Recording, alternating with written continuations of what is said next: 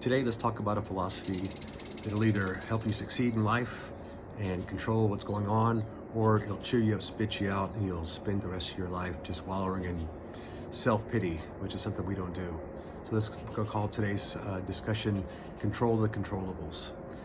Especially as we hang out with you guys as you're growing in your professions and in your work and school, you get caught up in the same thing everybody else does, just whining and bitching and complaining about things you can't control, things that are completely out of your control, how your education system is, maybe politics a little bit.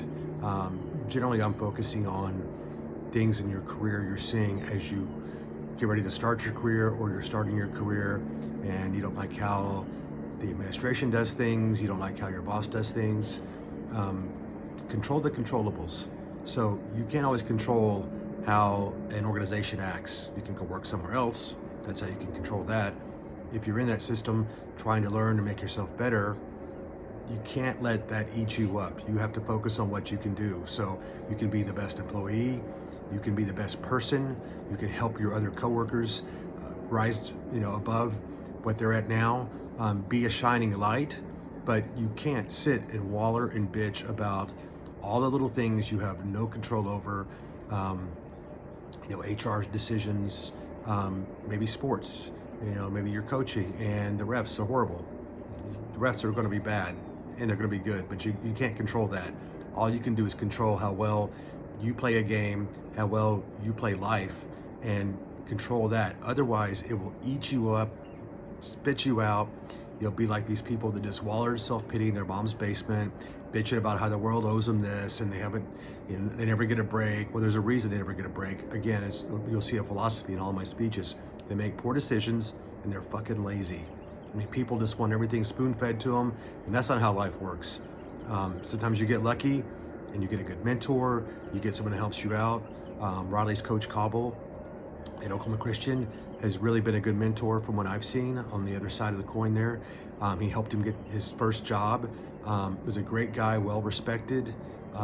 Occasionally you're going to stumble across those guys, and other times you're going to have someone in your life that is a great example of what you never want to be.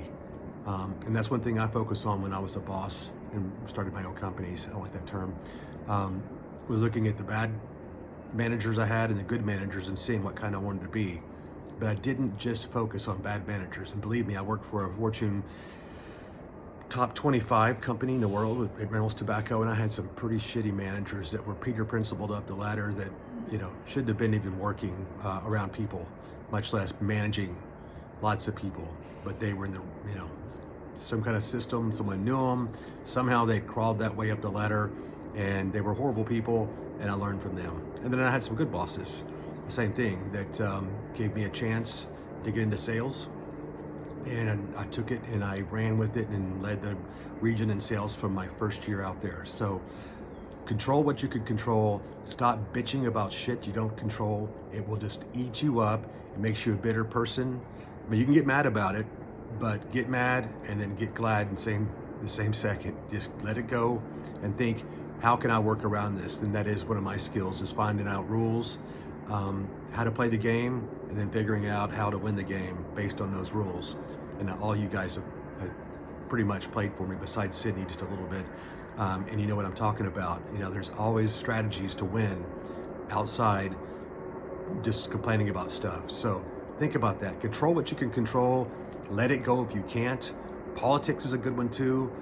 Your mom lets that shit eat her up because she just listens to politics 24/7. You can go vote. You can be active.